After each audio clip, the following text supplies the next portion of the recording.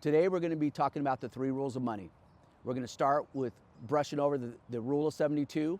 The rule of 72 is a basic calculation of taking the interest earned divided by 72 years to see how long it's going to take you to double your money.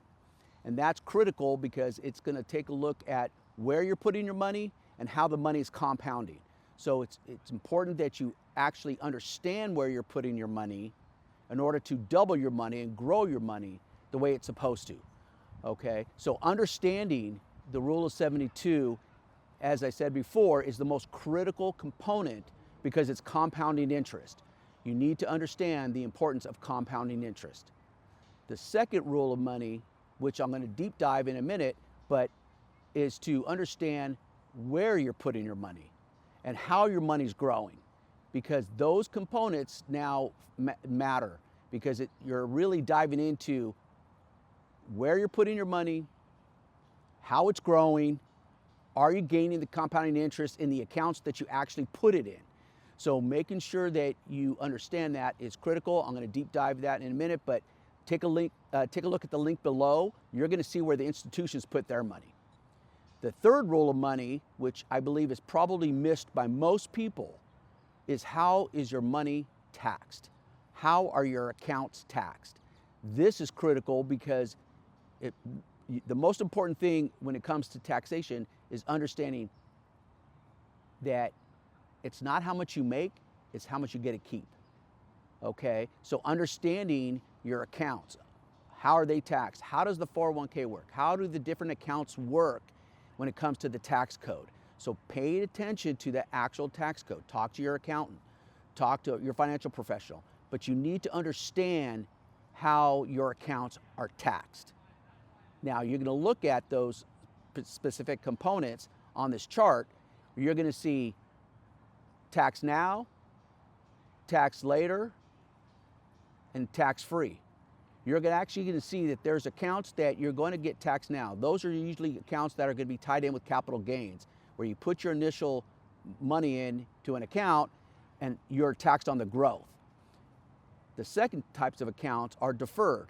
Those are your accounts that are really tied to your employer, tax deferred. They give you benefits as far as you put a little bit in, you defer your tax, but that is so important to understand because it's tied in with the seed and harvest concept of saving you money in the beginning, but taxing you when your money is at the highest point. Okay, so you really need to understand those types of accounts. I'm not going to tell you the types of accounts. You should know it's your employer provides them, but i.e. the 401k and those types of deferred accounts. The last part of understanding taxes is tax-free. What accounts provide you tax-free growth, tax-free compounding interest, tax-free withdrawals? You need to understand that because when it comes to establishing your retirement or establishing your wealth or making sure that you're taking care of your family, understanding how you get to keep your money is the most important thing when it comes to taxation. Now, I'm going to deep dive into the second rule a little bit more. Now, that second rule, when we talk about how your money grows, it really dives into understanding compounding interest. Now, the two things that you need to understand when you're talking about compounding interest is your investment, your growth, interrupted? Is it in an account that's actually going to experience interruptions? Or is it in an account that's going to have uninterrupted compounding interest? Now let's talk about the first part. Most accounts, most assets, most investments are interrupted in some capacity. I don't care if it's real estate, precious metals, or an investment account. It is actually going to have interruptions because it's tied to markets, market values, market fluctuations, things that actually matter globally as well as here in the United States if we're talking about real estate and those types of markets. They fluctuate based on supply and demand, based on, is the company that you have your money invested in, is it growing? Is it appreciating or depreciating? all those types of questions come up.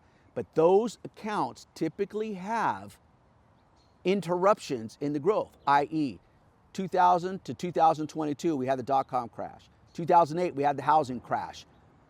In 2018, we had interest rates adjustments by the Federal Reserve. In 2022, we were coming out of COVID. So you understand all those interruptions. And then 2025, we're going through some fluctuations today. So you really need to understand where you're putting your money, and is your investment having interruptions in the compounding interest growth? Okay, so really start asking questions to your advisors. I truly recommend that. If not, you can reach out to me. You can subscribe to this channel. You can also, schedule a meeting with me, and we'll talk a lot more about that specific detail. Uninterrupted, you're going to find that there's really only one type of product out there that has uninterrupted growth when it comes to compounding interest. Okay, so that's where there's caps and floors. Floors means that it's not going to, once the market has a decrease, it's actually going to freeze. So your growth, what you've earned to that point, interest earned, does not go down. So you need to start understanding how your money grows and the accounts you put them in. To learn more, subscribe to this channel, reach out to me, and we can talk more.